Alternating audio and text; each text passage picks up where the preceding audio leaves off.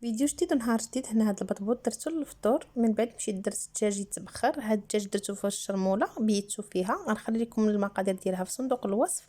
صافي كنخليه حتى كيتبخر، غنكمل معكم الطريقه في الاخير. صافي انا طيبت واحد البطبوط هكا تا هو نديرو للغدا.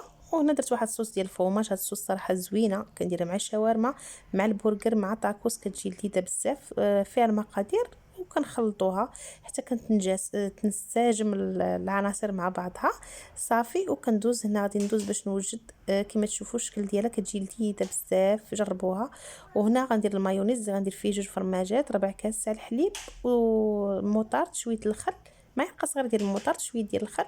وكنبقاو نضربو كنطلعو بالزيت حتى كيعقد. هنا درت هاد السلطه هادي بلي باط وشويه ديال الخضره. صافي وهاد الدجاج هذا من بعد ما كيتبخر وكيطيب كندوز كنديروه في الدقيق الابيض وكندير ليه البيض وكنديروه في الشابلوغ وكنقليه بالصحه والراحه. كان هذا هو